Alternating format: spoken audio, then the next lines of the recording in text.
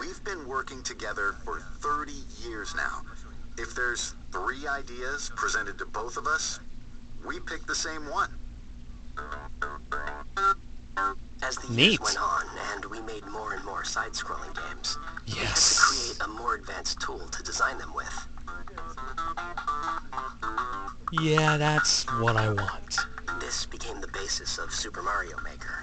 The tool got so good Super that Mario Maker? the more we worked Woohoo! with it, the more we realized we could also turn it into something everyone could enjoy.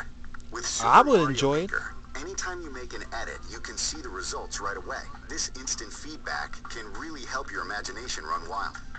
Back in the day, we had to create everything by hand. To design courses, we would actually draw them one at a time onto these sheets of graph paper. That's gonna be a lot of hard work. We'd then hand our drawings to the programmers, who would code them into a build.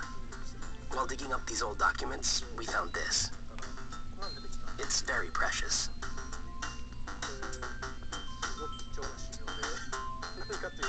When we first thought of the idea of Super Wow. Mario Brothers, we had a concept of land, air, and sea. See this old sketch of Mario throwing fireballs from a moving cloud? You can now do that in Super Mario Maker. You can even control where the cloud flies. Sweetness. In the old days, when we needed to fix or change part of the course, it would get really messy if we tried to edit the original drawing. So we'd put this see-through paper on top to make edits. Now that's A lot clever. of things might look familiar, but you can combine various elements from the different games to create entirely new stuff. Like stacking different enemies on top of each other to make a huge tower, and Wow. then putting a Bullet Bill on top.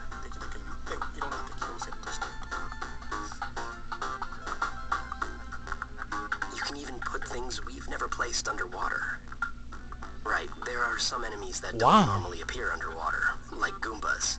When you put one underwater in Super Mario Maker, it will swim like a small shrimp. Wah, wah, wah. Mario can even take on the appearance of other characters. Tap a compatible amiibo, like Wii Fit Trainer, and Mario can turn into Wii Fit Trainer. when Oh, you get to this sweet! mushroom. It's called Costume Mario. We have a lot of these planned. Oh, To that would be celebrate awesome. Super Mario's 30th anniversary, we're Yes! releasing an 8-bit amiibo. When you use it, your Mario in-game is going to Oh, appear wow, a bit that's bigger. impressive The and awesome. amiibo itself is pretty big too, to reflect the effect in the game. Oh my There's gosh. also a Super Mario Maker booklet. The booklet has a lot of sample courses. It's really fun just looking at them, as if Oh, this is wow. what would happen if you design the world of Mario in real life. Most times, I start by making a course I want to play, which is usually like 2-1 or 2-2. Once that's done, we try to make it a little easier, so we move on to making 1-1. It's always like that. I may come across as a mean person by saying this, but in 1-1, there's a Goomba, which is clearly an enemy, but there's also a super mushroom, and you might run when you first see it.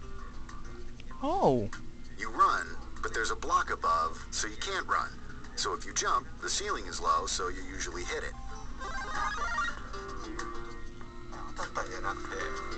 But when you do, you grow big. It's a surprise.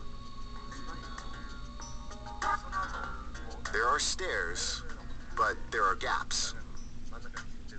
But the first gap has a floor, and the second one is the one you want to avoid because it's bottomless. So it's a tutorial in a sense. We put a lot of thought into those types of things. When playing a Mario game for the first time, it's a challenge to run and jump at the same time. New players usually fall into the first pit because they can't make the jump. But they learn from it. They usually fall into it because they can't make it. It's like game design training software.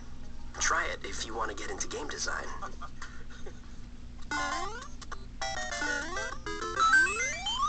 wow.